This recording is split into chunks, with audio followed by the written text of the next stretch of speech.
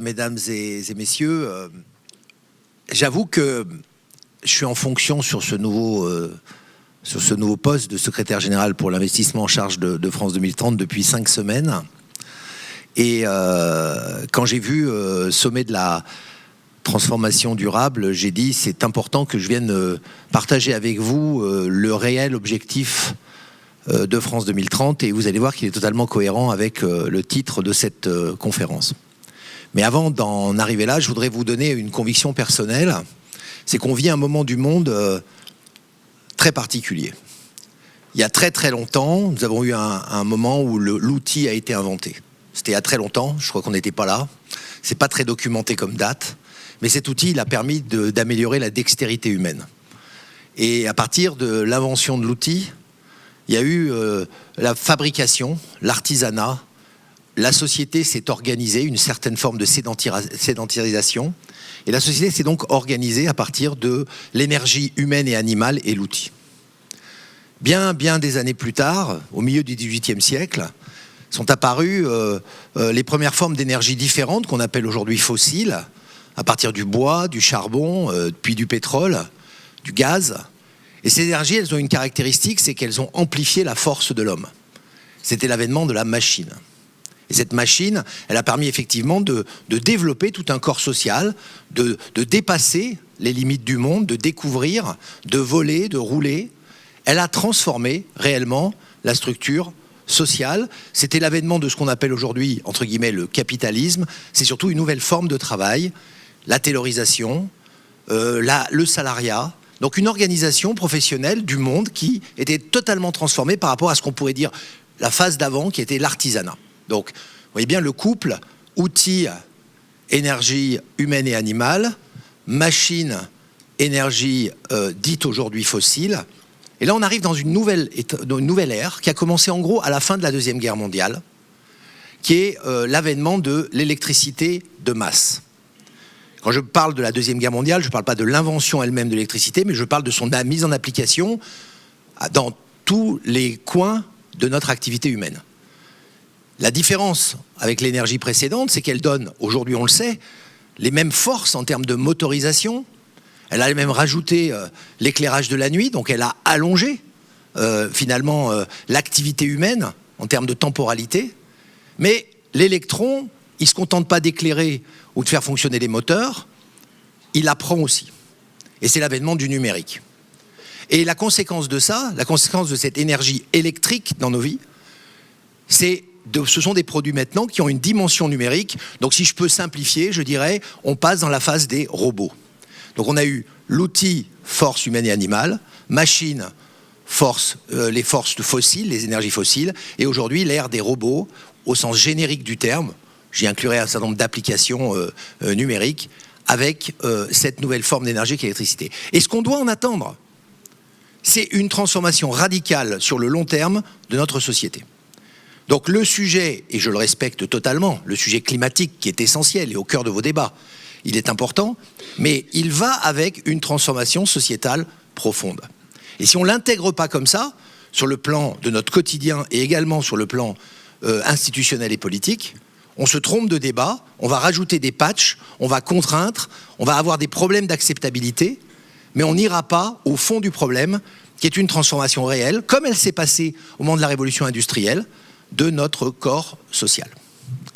Alors, dans ce schéma, il faut aussi se rappeler qu'autour du début du XIXe siècle, l'intervention de l'État dans la transformation des sociétés a été majeure. Il passait alors par la commande publique. Et les grands travaux de Paris, les grandes opérations militaires à l'époque allemandes ont créé les Krupps, les Schlumberger, les grandes structures qui ont transformé. En Angleterre, il y a eu également le même type de situation. Évidemment, il y avait des perspectives politiques qui étaient totalement différentes. On développait les empires, entre guillemets. Donc on avait des commandes qui se développaient à une vitesse extrêmement importante. Mais l'intervention de l'État, à la fois sur le dérisquage de l'investissement privé, et à la fois parce qu'il leur donnait des marchés et des perspectives, et à la fois en volume d'activité, a été déterminante comme accélérateur de transformation de société. Et c'est pour ça qu'on ne peut pas compter juste sur la bonne volonté et l'investissement privé pour conduire une transformation de société aussi profonde. D'abord, parce que quand ça marche, les gens vous disent « ça marche, pourquoi je vais le changer ?» Et deuxièmement, en termes de rentabilité immédiate, les investissements sont considérables alors qu'on a des investissements amortis, par exemple en termes d'énergie, sur lesquels on se dit on ne va pas remettre le couvert. Et effectivement, les déclarations, les méta-déclarations sur il y a un risque, objectif, etc., vous voyez bien, depuis de très nombreuses années, répétées, se confrontent à une espèce de déni de société qui ne veut pas se transformer. Le phénomène de chrysalide, il est douloureux pour une société. Donc on le refuse. Et on résiste, jusqu'au moment où vient l'inéluctable. Alors, dans ce parcours assez générique que je vous fais, il y a, depuis le 24 février, un choc traumatique majeur. Mais qui est évidemment sidérant, c'est l'état à peu près de la société en ce moment, mais qui va accélérer considérablement cette transformation, par contrainte. Et qui va aller dans une logique, notamment de ressources, qui va se transformer. Bon, on parle tous du gaz russe, on va bientôt parler des métaux, on parlera bientôt de l'alimentaire. Et donc, si nous ne changeons pas nos comportements, cette fameuse sobriété, on ne fera pas la maille. On le sait déjà. On la fera sur le long terme, mais on ne le fera pas sur le court terme. Donc, il va falloir à la fois agir sur les attitudes et les comportements, d'une façon qui soit moins contraignante que les tickets de rationnement, c'est-à-dire qu'il va falloir faire de la pédagogie et de l'éducation, de la sobriété heureuse, si je peux me permettre de dire ce mot, et d'un autre côté, radicalement investir dans une transformation de nos ressources énergétiques.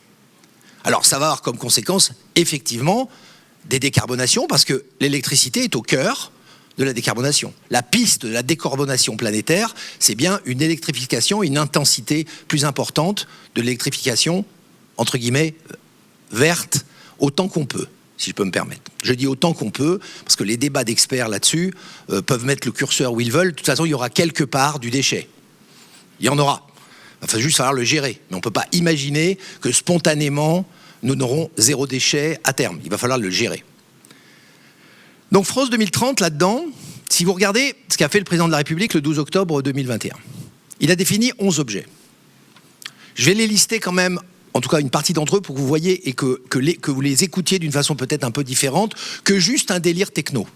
Parce que j'ai beaucoup entendu, ouais, on croit que la solution à l'écologie, c'est la technologie. C'est pas le sujet. La solution à certains problèmes du climat et la participation et l'accélération que je viens de vous décrire, c'est effectivement l'investissement massif, donc 54 milliards, dans un certain nombre de domaines qui résonnent quand même différemment quand on les épelle dans cet ordre. Hydrogène vert, petits réacteurs nucléaires, énergie renouvelable, voitures électriques. Là, on commence à se dire intéressant. Formation aux nouveaux métiers, nouveaux parcours. Et là, on commence à se dire, mais on n'est pas dans une espèce de préparation. Non, on est dans une... C'est pas politique, en fait, comme action. C'est sociétal. C'est, oui, l'État se met à côté d'investisseurs avec des effets de levier en Europe, dans le privé, pour dire, il faut mettre le cap sur cette électrification massive de notre pays et de l'Europe. Et autant, à l'ère de la machine, pour des raisons malheureusement dramatiques. On s'est quand même fait 3 guerres mondiales entre 1870, 1914, 1939. Donc, on a vu l'émergence du modèle américain de productivité qui a explosé. Autant on a là, dans le domaine de la transformation énergétique électrique, l'opportunité que l'Europe reprenne une forme de leadership sur ce modèle vertueux. Donc c'est un petit peu ça que je voulais vous exprimer aujourd'hui, parce que, bon, le principe, après, c'est de la mécanique. Nous avons une grande administration, je dois vous le dire, ça fait 5 semaines que j'ai l'honneur d'en diriger une. Ce sont des gens remarquables, engagés, volontaires, qui, contrairement à la caricature qu'on en fait trop souvent, sont des gens qui sont dédiés à leur pays et qui travaillent dans le sens du mieux pour tous. Ils savent que le critère de France 2030, le socle, c'est mieux vivre, mieux produire, mieux comprendre. Ils savent également la rigueur qu'il faut avoir dans la gestion de l'argent de l'État. Donc on a une grande administration. Mais cette administration, elle se pilote avec un cap sociétal de décarbonation. Donc 50% de France 2030 d'investissement direct, c'est sur de la décarbonation. Donc priorité à tout système qui permet d'aller vers la décarbonation.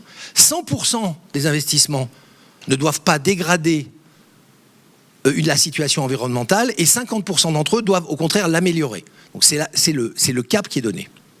Deuxièmement, il faut faire confiance, tout comme vous avez vu que les grandes compagnies maritimes n'ont pas inventé les grandes compagnies aériennes. Et bien de la même manière, les grands de demain ne sont peut-être pas les grands d'aujourd'hui. Et probablement pas sur certains secteurs. Donc ça veut dire que 50% de ces 54 milliards vont à ce qu'on appelle les acteurs émergents, c'est-à-dire des gens qui, a priori, ne sont pas dans des radars connus d'activité aujourd'hui. La méthode.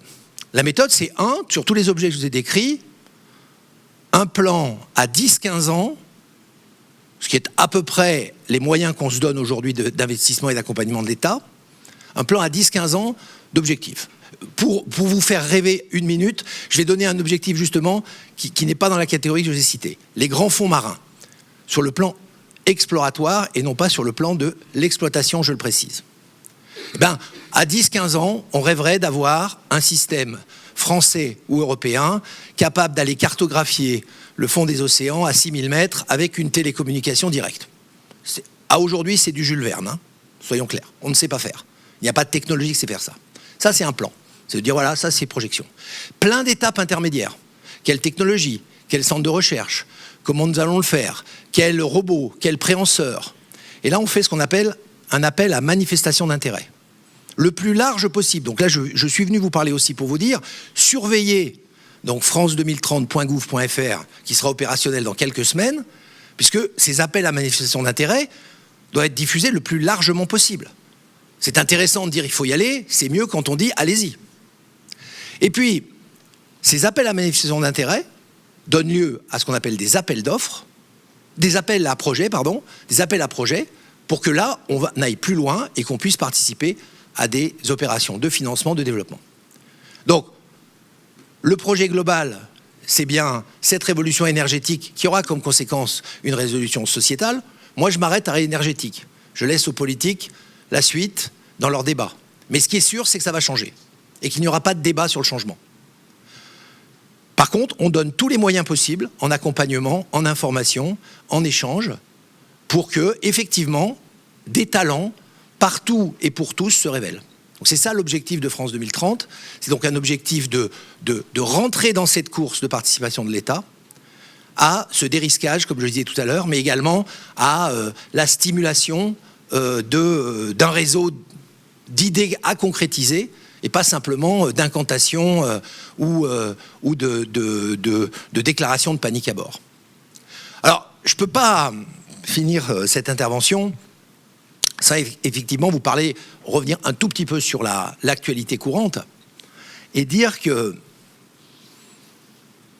c'est effectivement un choix fondamental de savoir si on essaye en permanence de rattraper les erreurs du passé, ou si on essaye au contraire d'anticiper les succès de l'avenir.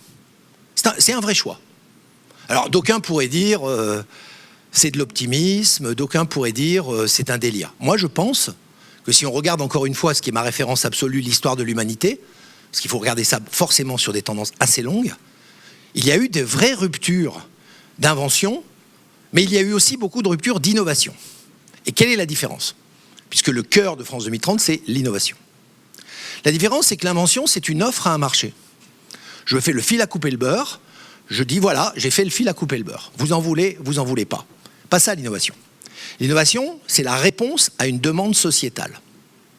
C'est-à-dire, on se mobilise par rapport soit à des signaux faibles, soit à des signaux forts d'une demande sociétale et on y répond. C'est pour ça que l'innovation a une force et n'est pas simplement la bonne idée en passant. Elle rentre dans un schéma cohérent d'observation. Donc moi, ce que je vous encourage à faire pendant tout ce congrès, c'est véritablement de rester en éveil de ces signaux faibles, d'arrêter d'être aveuglé par l'angoisse, l'éco-anxiété ou la panique, parce qu'on n'en sortira pas comme ça, mais au contraire de savoir que, notamment avec France 2030, mais également beaucoup d'autres initiatives, l'État ou d'autres veulent participer à cette reconstruction d'un avenir qui soit donc décarboné, qui enfin soit un peu plus rassurant pour les générations à venir. Voilà, merci à vous.